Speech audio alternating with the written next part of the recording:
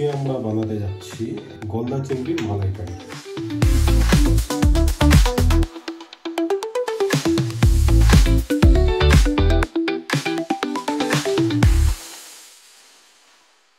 কিলোর মতন চিংড়ি মাছ নিয়েছি, এলাচ, দারচিনি, লবঙ্গ, শুকনো লঙ্কা। গ্রেভির জন্য আমি নেব হচ্ছে সাদা সর্ষে এবং কালো সর্ষে। আর গ্রেভিটাকে একটু ঠিক করার জন্য আমি কিছু কাজু নিয়েছি, নারকেল তো অবশ্যই দরকার। এদিকে রসুন আছে, এদিকে লঙ্কা, আদা, এগুলোকে সব আমরা ম্যারিনেট করব। আপনারা দেখুন আমার এটা ফার্স্ট ভিডিও, যদি পছন্দ হয় তো লাইক, শেয়ার এবং সাবস্ক্রাইব অবশ্যই করবেন। গ্রেভির জন্য আমরা একটা পেস্ট বানাবো, তো সেই পেস্টটার মধ্যে আমি 1 চামচ সাদা সর্ষে এবং 1 চামচ কালো সর্ষে মিশিয়ে দেবো এবং তার মধ্যে আমি কাজুটাও দিয়ে দেবো। দিয়ে এটা একটুখানি জল দিয়ে ভিজিয়ে রাখবো আধা ঘন্টার মতো।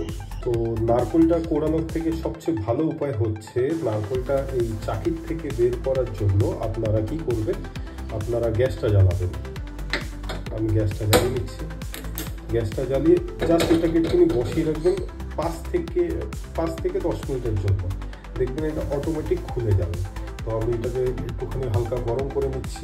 গরম করে নিলে কি হবে, তো এটা খুব তাড়াতাড়ি এটা বেরিয়ে যাবে। তো ছোট নারকেলটাও আমি একইভাবে পুড়িয়ে নেব। তো দেখুন 5 মিনিট আমি গ্যাসের ওভেনে নারকেলটা রাখলাম। মালাই চাকি থেকে কি সুন্দর নারকেলগুলো ছেড়ে গেল। তো আমি এই পেছনের অংশটা হালকা একটুখানি ছেঁচে আমি এটা পুরো একটা পেস্ট বানিয়ে নেবো। তো তার জন্য এটাকে মিক্সিতে দিতে হবে। একটু সামান্য জল দেবেন যাতে পেস্টটা একটু গাঢ় হয়। তো আমরা সামান্য একটুখানি নুন দিয়ে দিলাম, হলুদ দিয়ে আমরা এটাকে ম্যারিনেট করবো। তো আমাদের দেখুন ম্যারিনেট করাটা হয়ে গেছে। তো আমরা এটা 10 থেকে 15 মিনিটের জন্য আমরা রেখে দেবো। তো ততক্ষণে আমরা আমাদের কড়াইটা চাপিয়ে দিই, চাপিয়ে তেলটা গরম করতে দিই। আপনাদের সঙ্গে থাকুন, ভিডিওটা পুরো দেখবেন। তো তেলটা গরম করার জন্য দিয়ে দিলাম। আমি এখানে রিফাইন তেল ব্যবহার করছি। আপনারা আপনাদের মতন যেই তেল পছন্দ সেই তেল দিয়ে ব্যবহার করতে পারেন। তেলটা গরম হোক ততক্ষণ। দেখুন এই যে পেস্ট হয়ে গেছে, এর মধ্যে আমি কাঁচা লঙ্কা আর কিছু রসুন আমি এর মধ্যে অ্যাড করেছি। ঠিক একটা গ্রেভি টাইপ একটুখানি পেস্ট বানিয়ে ফেলেছি। নারকেলের যে দুধটা আছে সেটা প্রায় একটা পুরো গোটা নারকেলের দুধ অনেকটাই আমি করে নিয়েছি। যেহেতু আমার চিংড়ি মাছ অনেকটাই বেশি, তার মধ্যে গলদা চিংড়ি প্রায় 15-16 পিসের মতন হবে। তো এই কারণে আমি এটা দুধের কোয়ান্টিটিটা একটু বেশি রেখেছি, নারকেলের দুধ। দেখে নিই, হ্যাঁ আমার তেলটা মোটামুটি গরম হয়ে গেছে। তো আমি একটা একটা করে মাছ ছাড়া শুরু করি।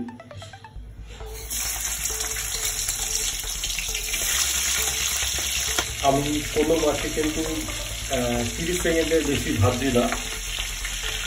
যদি 30 সেকেন্ডের বেশি আপনারা যদি ভেজে ফেলেন এক পিট করে, তাহলে কিন্তু মাছ একটু রবারি টাইপের হয়ে যাবে। তো সেটা টেস্ট পুরো নষ্ট হয়ে যাবে। সব মাছই ভাজা কমপ্লিট হয়ে গেছে, ঠিক হলুদ কালার এসছে।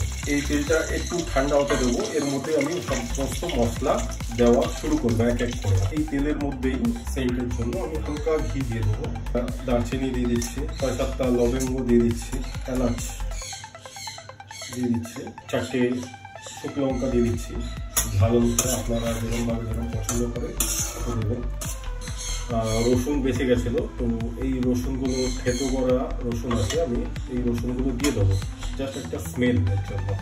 আর ঘরে আমার কিছু কারি পাতা ছিল, তো আমি কারি পাতাগুলো দিয়ে দেবো। দিয়ে আমি হালকা একটুখানি নড়াবো।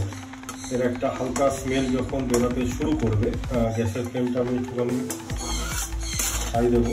খুব বেশি হাই দেবো না, তাহলে কি আমার এইগুলো পুড়ে যাবে। তো আমি হালকা হাই দিয়ে হালকা একটু নাড়াতে থাকবো।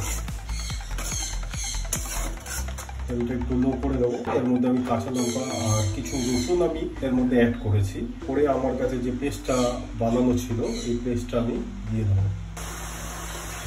তো এটা আমি হালকা নাড়াতে থাকবো যাতে তলায় না লেগে যায়, সেই জিনিসটা একটু ফলো করবেন। তো আমার কাছে যেই মিক্সিতে বানিয়েছিলাম, তো এটা গায়ে লেগে থাকা থাকে, ওর মধ্যে অল্প একটু জল দিয়ে আমি সাইড দিয়ে দিতে থাকবো আর নাড়াতে থাকবো যাতে তলায় যেন না লেগে যায়।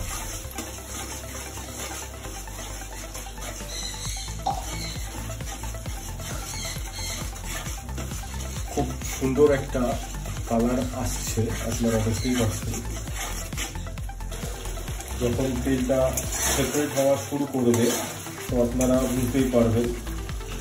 আপনারা নুন দিয়ে দেবেন। আমি চিংড়ি মাছে তো নুন দিয়েছি, কিন্তু আপনারা আপনাদের স্বাদ অনুসারে নুন দেবেন। আমি হালকা কাশ্মীরি লঙ্কার গুঁড়ো দিয়ে দেবো হালকা কালারের জন্য। আপনারা ঝাল যদি খান তাহলে আপনারা আপনাদের মতো দিতে পারেন। দেখুন তেল ছাড়া শুরু হয়ে গেছে। তো এই সময় আপনারা হালকা নারকেলের দুধ অল্প একটুখানি দিতে পারেন। আর কখন দিতে হবে ম্যাক্সিমামটা সেটা আমি আপনাদের জানিয়ে দেবো। তো আমি অল্প একটুখানি নারকেলের দুধটা দিলাম, যেহেতু তলায় লেগে যাচ্ছিল বলে। আর হালকা হালকা নাড়াতে থাকুন। খুব বেশি করে টাইম লাগে না, কিন্তু মশলাপাতি জোগাড় করতে অনেকটা সময় লেগে যায়। আমি আমার মতন বানাচ্ছি, যদি আপনাদের পছন্দ হয় বাড়িতে নিশ্চয়ই ট্রাই করে দেখবেন। তো এবার আমি কী করবো, একটা একটা করে আমি চিংড়ি দেওয়া শুরু করবো। এখানে খুব একটা বেশি আমি নাড়াবো না এটাতে, কারণ হচ্ছে এর টেস্টটা একটু আলাদা হয়, একটু আলাদাভাবে আমি এটা ট্রাই করছি। আপনারা বাড়িতে নিশ্চয়ই ট্রাই করে দেখবেন। আমি হালকা লো ফ্লেম করে দেবো, করে আমি হালকা হালকা দেওয়া শুরু করি। যেহেতু আমার চিংড়ির পরিমাণটা একটু বেশি, আর এই যে রোগানটা বেরিয়েছে চিংড়ির থেকে, এটা কিন্তু ফেলবেন না, এটা আপনারা দিয়ে দেবেন।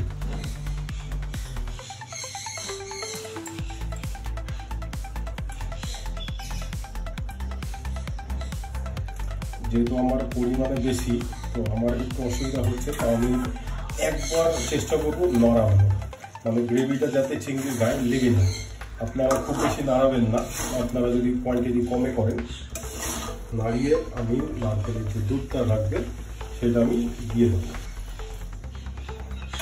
অনেকে নারকেলের দুধ আগে দেয়, অনেকে নারকেলের দুধ পরে দেয়। আমি একদম শেষ ফিনিশিংয়ে নারকেলের দুধটা দিচ্ছি। এটারও একটা কারণ আছে। কারণটা হচ্ছে এটাই যে এটা যখন ফোটা শুরু করবে, তো আমি 15 মিনিট মতন এটাকে ফোটাবো। ফুটিয়ে আমি এটা নামিয়ে দেবো। ঘড়ি দেখে দেখে 15 মিনিটের বেশি রাখবো না আমি। তো এই গামলাটাতে আমি 15 মিনিটের জন্য লো ফ্লেমে রাখবো, লো হাইতে না কিন্তু। চিংড়িটা হয়ে গেছে 15 মিনিট। ঢাকনাটা দেবো।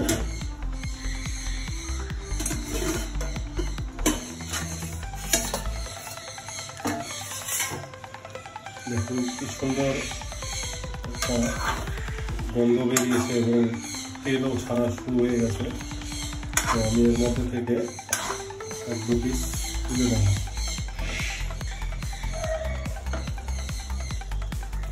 একটু গ্রেভি উপর থেকে ছড়িয়ে দেবো আপনাদের দেখানোর জন্য।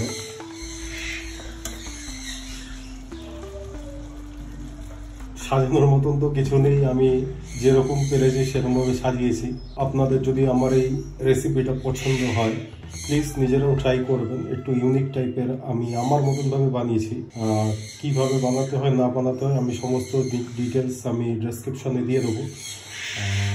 টেস্ট করে দেখবেন। আমি করবো দুপুরবেলা, এখন খাবো, তো আমিও টেস্ট করে আপনাদের জানাবো। আবার দেখা হবে নতুন কোনো একটা রেসিপি নিয়ে। ভিডিওটা যদি ভালো লাগে প্লিজ লাইক করবেন, শেয়ার করবেন এবং সাবস্ক্রাইব অবশ্যই করবেন। আপনাদের এই ছোট ছোট লাইক এবং সাবস্ক্রাইব আমাকে মোটিভেশন দেবে নতুন ভিডিও বানানোর জন্য। তো নেক্সট পর্বে আমরা নতুন একটা আইটেম নিয়ে আসবো। তার আগে সবাইকে গুড আফটারনুন এবং গুড বাই।